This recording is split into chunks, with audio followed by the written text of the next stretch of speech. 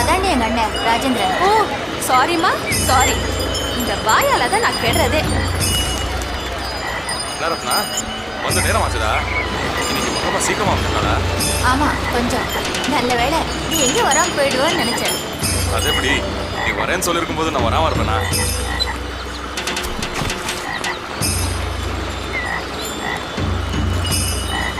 Sorry. Ratna, வீட்டுல ஆத்தா நீ எப்போ வருவேன்னு காலையிலேருந்து காத்துக்கிட்டு இருக்கு. ஆத்தா எப்படி இருக்கு? இருக்கு.